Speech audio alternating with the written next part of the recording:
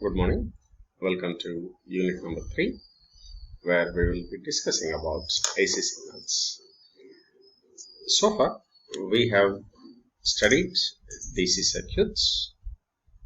We have gone with simple DC networks in unit number 1. And in unit number 2, we have gone through various network theorems, namely the superposition theorem, the Thevenin's theorem, Norton's theorem, and the maximum power transfer theorem.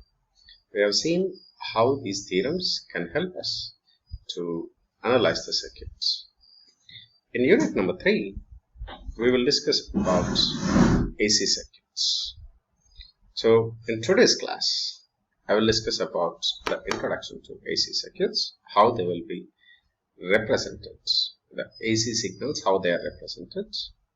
So I hope that by the end of this lecture, you will be able to describe how sinusoidal quantities are represented in various forms. So I'll start with the background of AC electricity, and then we will move on to the introduction, the basic definitions which you need to know regarding AC circuits, and then we will move on to representation of sinusoidal signals, and finally we will do some simple problems on AC circuits. So let me start with the background of AC electricity. Insofar, in our first 2 units, we might have studied this DC circuits, right? Wherein DC current was introduced for you. Apart from DC current, there is another type of electrical current, which we call it as an AC current. The major difference between these two is, in DC, the magnitude of the signal remains constant with respect to time. This is called as a DC signal. In AC, the magnitude will be varying with respect to time. It may be periodic or it may be aperiodic, which means it may be repetitive. Sometimes it may be repetitive. Sometimes it may not be repetitive, or it may taking a more generalized shape. So we can't predict whether it is repetitive or not repetitive unless we know more about these signals. But anyways, if the magnitude is constant with respect to time, it is called as a DC signal. If it is varying, it is called as a time varying signal.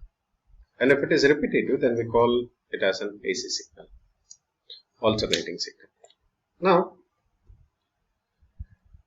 before 1880s, before 1870s, late 1800s, there was used to be DC transmission of electricity, which was revolutionized by Mr. Thomas Alva Edison. You know him very well with the lamps, which you might have studied in engineering physics. So he was the pioneer in this DC transmission. So there was electric transmission, and it was transmitted and it was received in the form of DC. Later on, in around 1830s, Michael Faraday,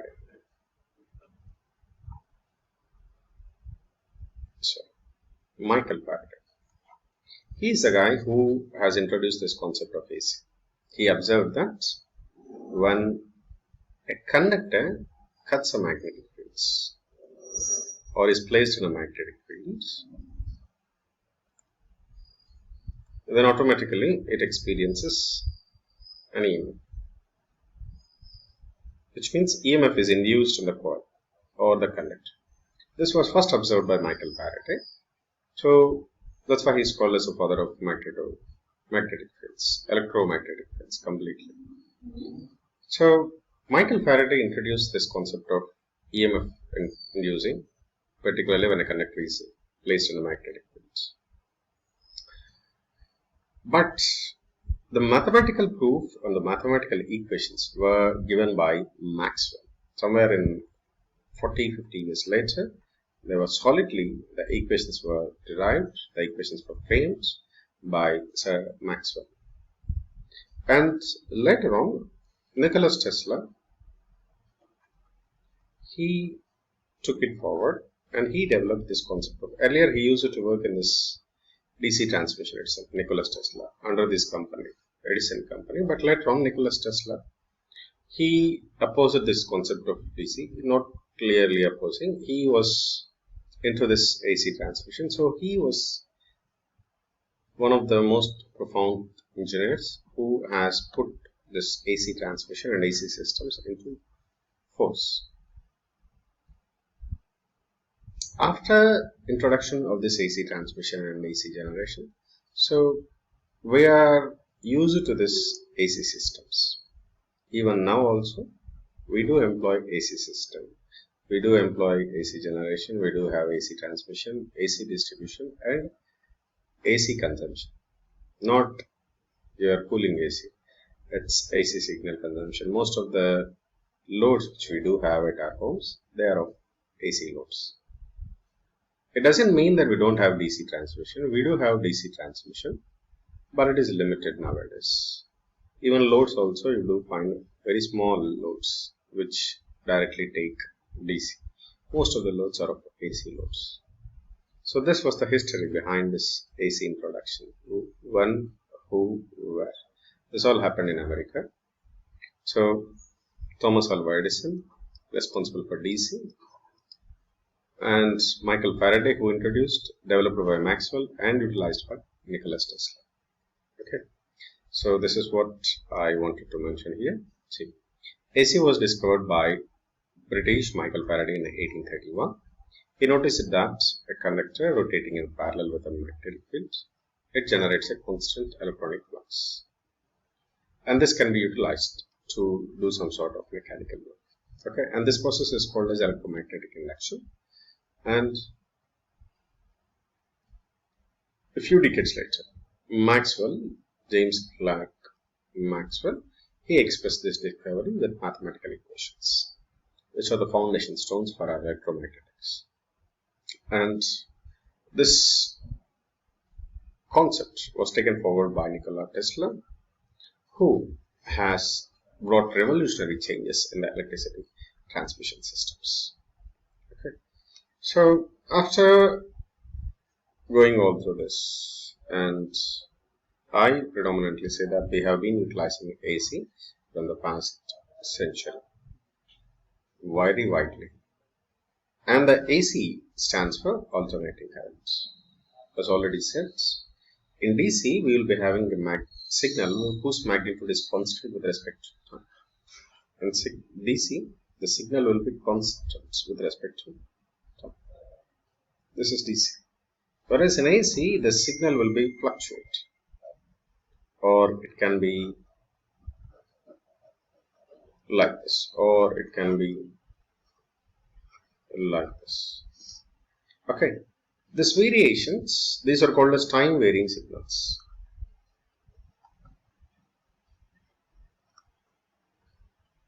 Here, if you carefully observe, the waveform is repetitive. Sometimes it may not be repetiting also.